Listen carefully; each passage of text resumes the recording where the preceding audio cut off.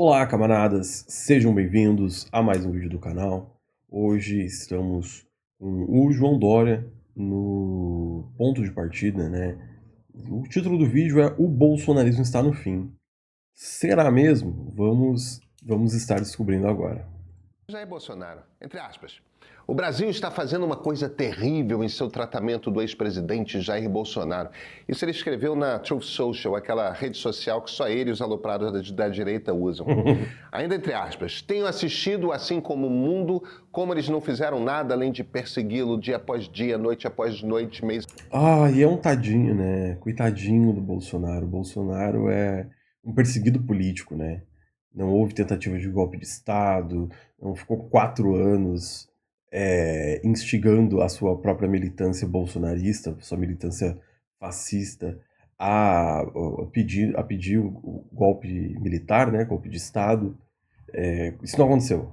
Nada disso aconteceu, não tiveram vários e vários crimes, todos os crimes possíveis, né? Ele não foi responsável por matar pelo menos 500 mil brasileiros na pandemia, né? Então, realmente, ele é apenas um coitado. Após mês, ano após ano, ele não é culpado de nada, exceto de ele ter lutado pelo povo. Eduardo Bolsonaro, lá nos Estados Unidos, deve estar com um sorriso de um canto ao outro na boca. Aí Steve Bannon, o sujeito que é o cabeça do movimento internacional de direita, deu uma entrevista a Mariana Sanchez, repórter do UOL. Ele está muito aborrecido com isso, o Bannon disse sobre Trump. Entre aspas ainda, acredito que haverá severas sanções financeiras contra Moraes. Não, e não só contra Moraes, mas vezes 50% de taxação pro Brasil, né? Obviamente que não é só por causa do Bolsonaro que o Trump não deve gostar muito do Bolsonaro, não, tá ligado? Ele deve meio que aturar, e, tipo, tá, é um latino que serve pra aquilo que eu quero. Mas ele não deve ligar muito não, tá ligado? Ele deve ficar tipo, ih, esse maluco nem é branco.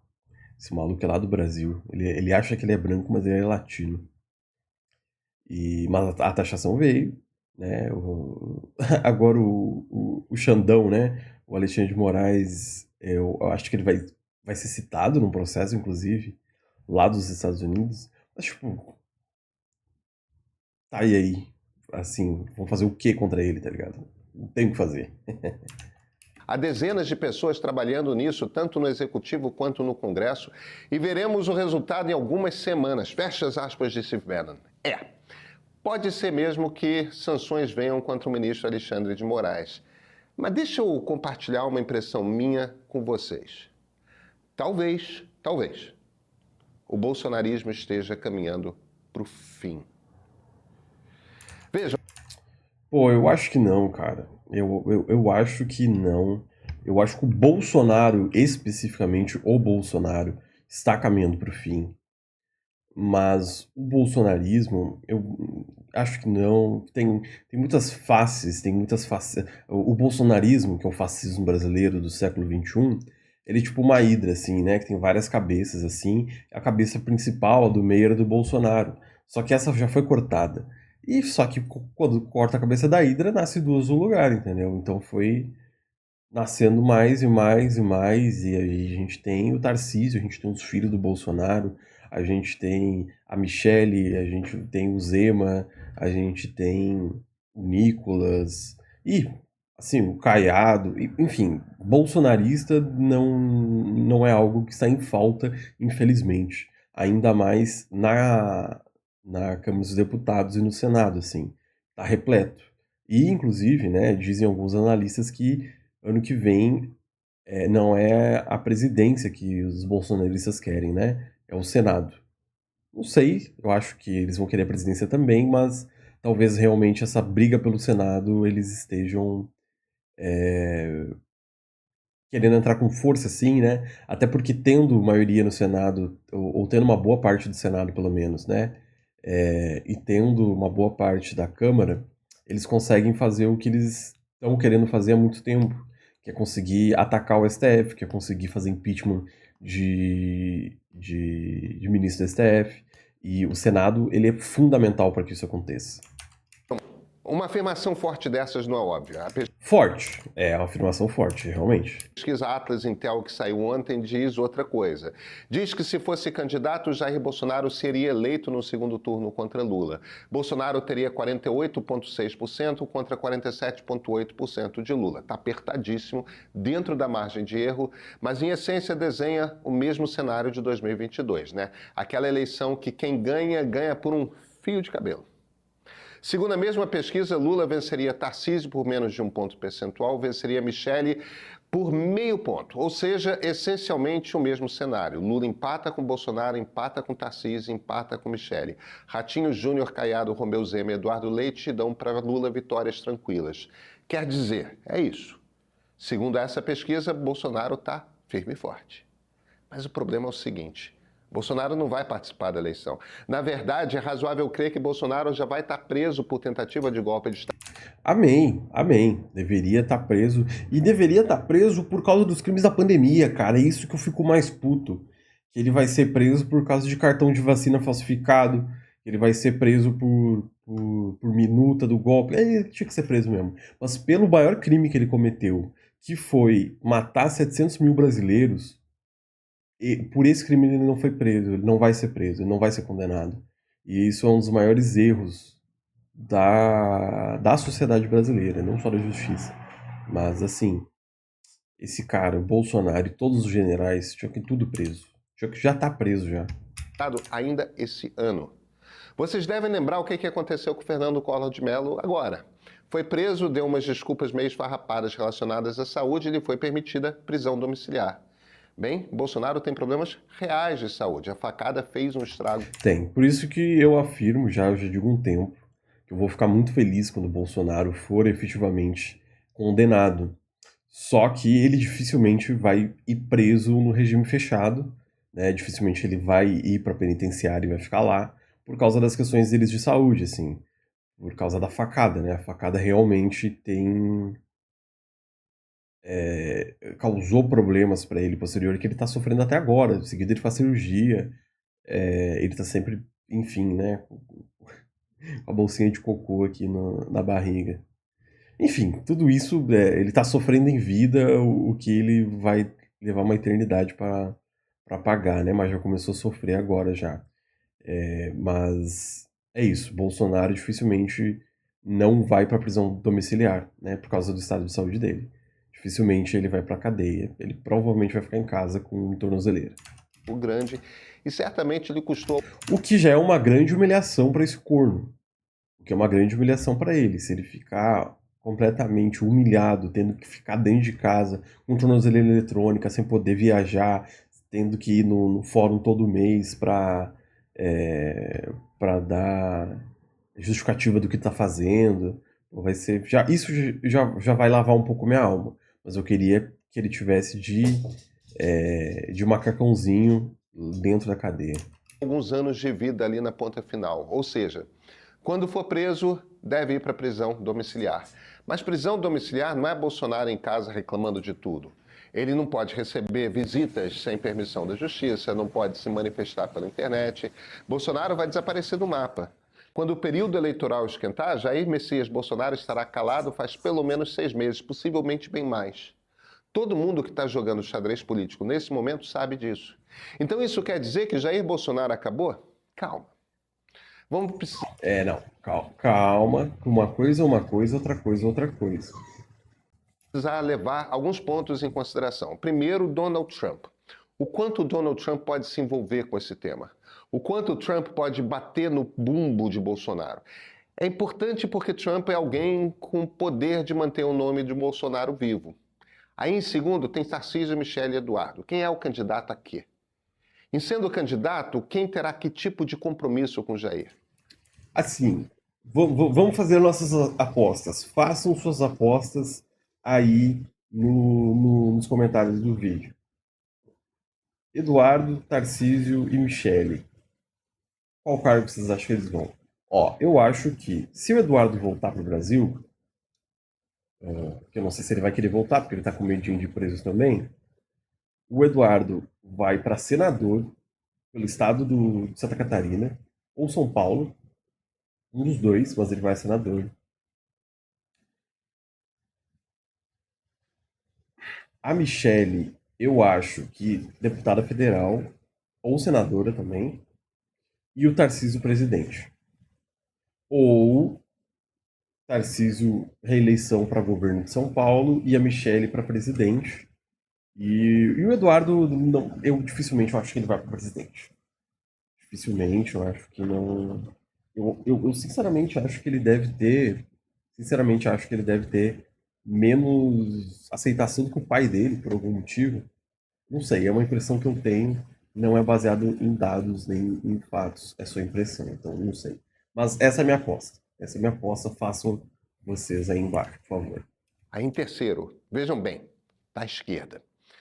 Quando o Bolsonaro estiver fora do mapa, a esquerda vai querer usar seu espantalho, mantê-lo vivo para tentar tirar votos de outros candidatos de direita? Porque não se E de outros candidatos de esquerda, que foi isso que o PT fez em 2022. O PT fez um puta de um terrorismo contra outras candidaturas de esquerda, dizendo que se não votasse no Lula, o bolsonarismo ia se eleger. Assim, não é bem assim, né? Não é bem assim.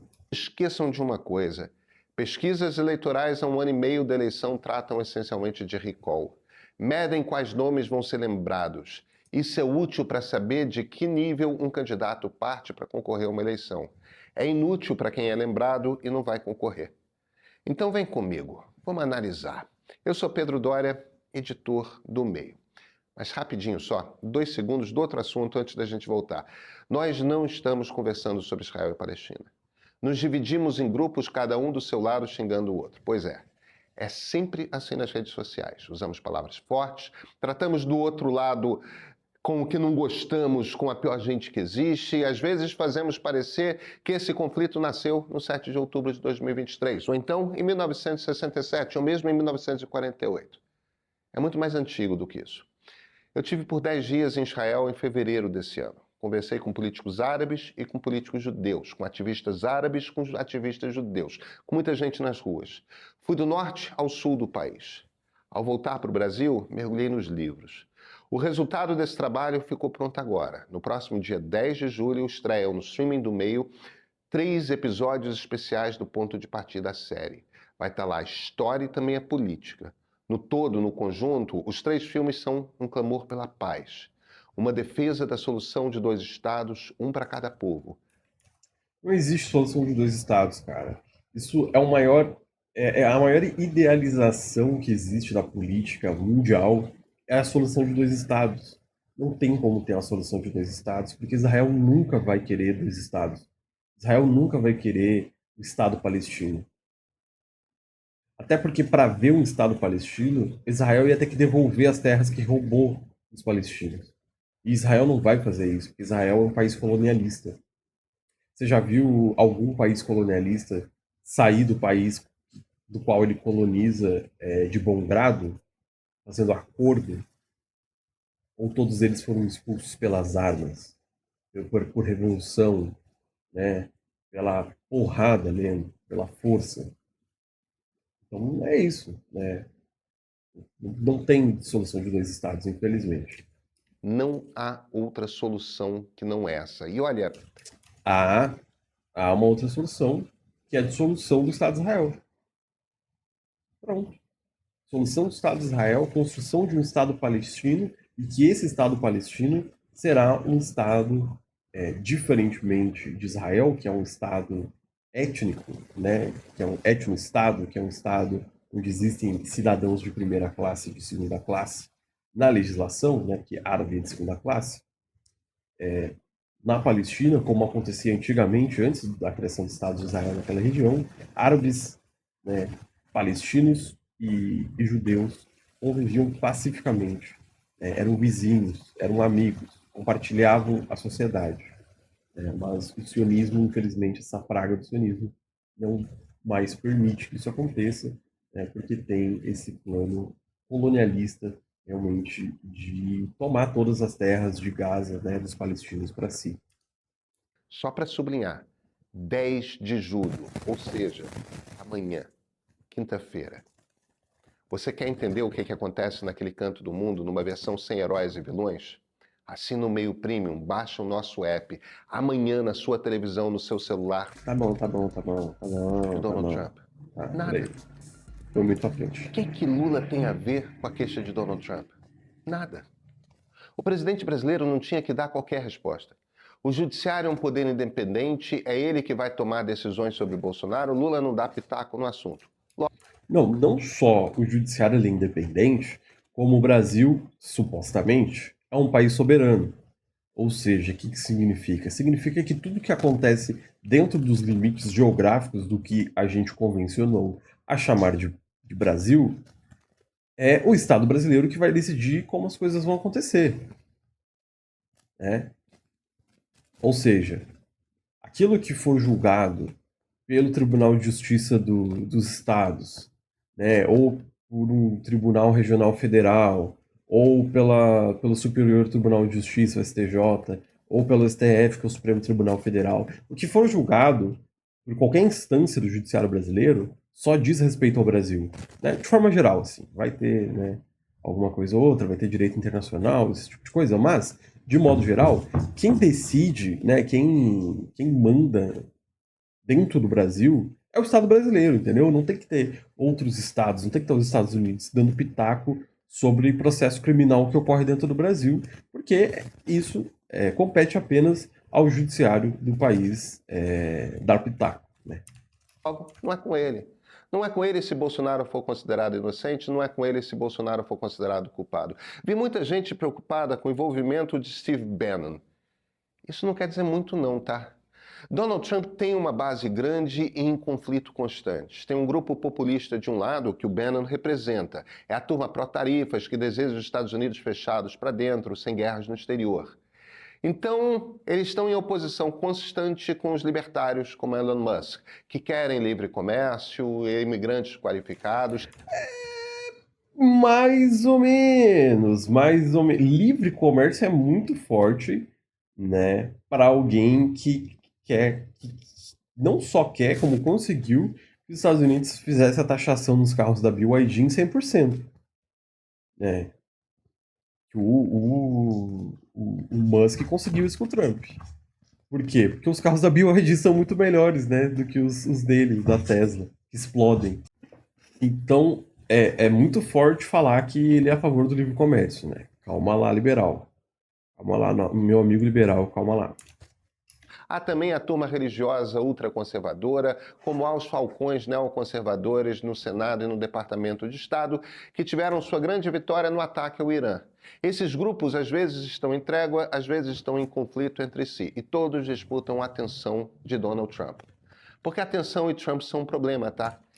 E porque assim, quando a gente fala, né, o Estado é dominado pela classe dominante, essa classe dominante, que é a burguesia, geralmente ela é subdividida, né? Então não é uma classe dominante. É um conjunto, é uma aliança de classes dominante, né? Então, por exemplo, aqui no Brasil a gente vai ter a Faria Lima, a gente vai ter o setor produtivo, que é muito pequeno, a gente vai ter o pessoal do setor de serviços, né, as grandes lojas, né, Magazine Luiza, o Velho da Van, etc. A gente vai ter o agronegócio, que às vezes, inclusive, se confunde com a Faria Lima. Enfim, a gente vai ter todo esse espectro do que é a classe dominante, ou as classes dominantes, ou a coligação de classes dominantes que mandam no Brasil, e lá nos Estados Unidos é a mesma coisa. Vai ter o setor armamentista, vai ter o setor dos seguros de saúde, né, o cara aquele que foi assassinado pelo como é que é o nome? Luigi Mangione lá. Ele fazia parte dessa parte da classe dominante dos Estados Unidos, que era setor da saúde privada, né? Porque lá só existe saúde privada, inclusive. Ele fica entediado muito rápido, quer mudar de assunto, está sempre em busca de um brinquedo novo. Bannon é meio que É que o Trump é uma criança, né? Por isso. Mussolini moderno. É de extrema direita, está em casa com gente de classe média baixa, classe trabalhadora americana. E estrategicamente pensa como a esquerda internacionalista. Mussolini era assim também. Então Bannon gosta da coisa do movimento internacional da classe trabalhadora reacionária. Ele faz força sim para que Trump lembre de Bolsonaro. E Eduardo Bolsonaro depende imensamente de Bannon para ter os ouvidos de Trump. Só que nem sempre Bannon está forte na Casa Branca. Nesse momento, não está. Há quantos meses o filho 03 está tentando arrancar qualquer coisa de Trump? Pois é, conseguiu agora, um tweet. Pode conseguir mais? Claro, mas não é certo. Pô, aí a realidade bateu, né? Porque esse vídeo é de antes da taxação de 50%. Claro, evidente que a taxação de 50% é por causa do BRICS, não por causa do Bolsonaro. Só que tava lá o nomezinho do Bolsonaro na carta do Trump, falando, né, a carta pro Lula e pá. Então, o Eduardo conseguiu, inclusive, fazer uma política lesa pátria, né, pro seu próprio país, ou patriota, filho da puta, né, o patriota cuzão, patriota que odeia o próprio país, que ama os Estados Unidos, né, o famoso patriotário. Então, inclusive tá agora o pessoal das indústrias aí, a burguesia nacional chorando por causa dessa taxação de 50% de produtos brasileiros dos Estados Unidos, porque vai afetar diretamente, né, diversos setores que fazem exportação, né? E um tweet é uma coisa, sanções internacionais, pressão pública, outra coisa. Por isso que Lula fez mal em responder a Trump. Ignora, melhor coisa. Para Trump não se sentir desafiado, deixa ele esquecer do negócio. Não. Bem pelo contrário, tem que responder mesmo. Coloca o seguinte, meu querido, o meu país é soberano. Eu sou presidente de um país soberano, não sou lacaio estadunidense. O que não é tão verdade assim, mas tudo bem. Isso aí deixamos para. É um outro papo. Aí a gente vem para o Brasil. Bolsonaro precisa estar no comando de um movimento e reuniu 12 mil pessoas na Avenida Paulista no último domingo. É muito pouco. Gente, vamos deixar uma coisa clara. Política é que nem tubarão. Sente, ó, o cheiro do sangue no mar. E no domingo tinha sangue no mar. Bolsonaro está doente, não pode ficar circulando pelo Brasil, não tem como agitar seu movimento. E está com os dias de liberdade contados. Ele está em seu momento mais fraco desde 2018 e tende a ficar mais fraco com o passar do tempo.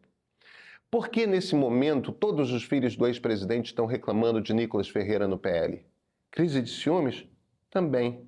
Mas tem um cheiro forte de rei morto, rei posto. Bolsonaro sai do ar. Evidente, pô, alguém vai tomar o controle, entendeu? Só que essa é a questão do bolsonarismo. Tem muito nome para dividir, né, a gadaiada, assim. Então, são vários setores do bolsonarismo, né? São várias figuras que se dividem e que brigam entre si.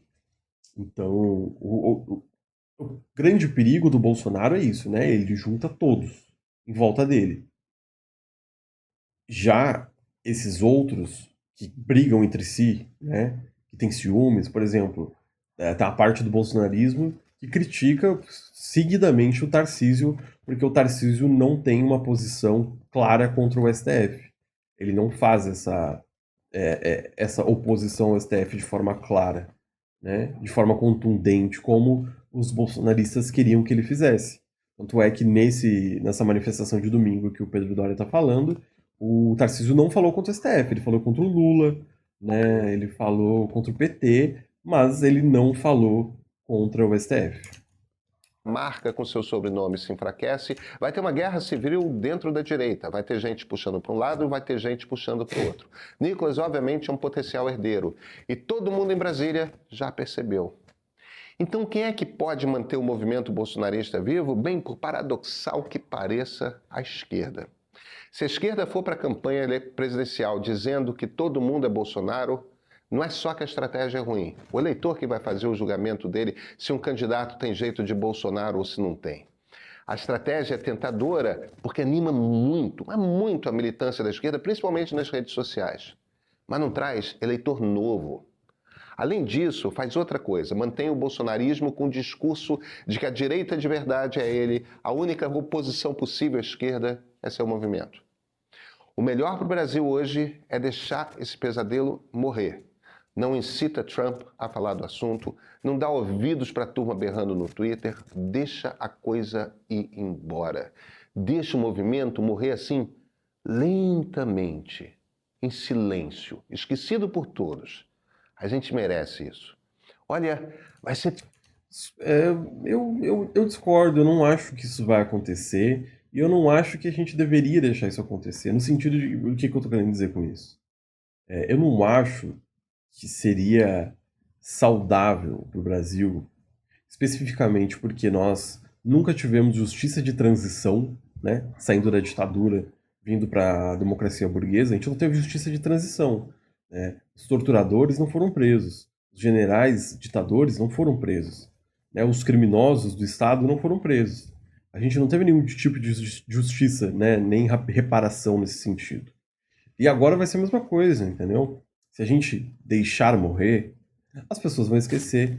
O pessoal que era bolsonarista, daqui a pouco tá com outro nome, né? Não vai ser mais bolsonarismo, vai ser outro tipo de fascismo, né? Outro ismo. E... e essas figuras vão continuar, entendeu? Então a gente tem que sim colocar a pecha de bolsonarista em quem é efetivamente bolsonarista, porque tudo bem, né? De fato, isso, principalmente a esquerda petista, assim, às vezes faz, né? Que é apontar o dedo e chamar de bolsonarista quem não é. Às vezes a pessoa só é de direita. Ser de direita não significa ser bolsonarista, né? Uma coisa não é necessariamente igual à outra, assim. Pode ser de direita e não ser bolsonarista. Mas tu não pode ser bolsonarista e não ser de direita. Tão bom quando a febre passar e pudermos todos voltarmos a conviver nos almoços de domingo, jantares de Natal. Vai ser bom quando desavença política voltar a ser, sabe, só motivo de implicância no churrasco dos amigos. Já foi assim um dia. Pode voltar a ser. Mas isso é despolitizante, né? Ele quer voltar para um momento onde as pessoas eram mais despolitizadas. Beleza, elas não brigavam por política. Isso de fato era algo bom. Mas elas também não se importavam com política, por isso que elas não brigavam. As pessoas brigam por aquilo que elas se importam. Evidentemente que se elas estão cagando e andando pra política, elas não vão brigar. Nós não estamos conversando sobre isso. Tá. E foi isso então. Se você ficou até agora, por favor, não esqueça de dar seu like, de comentar aqui no vídeo o que você achou, de se inscrever no canal, ativar o sininho para estar recebendo as notificações dos próximos vídeos. E é isso, tamo junto, valeu.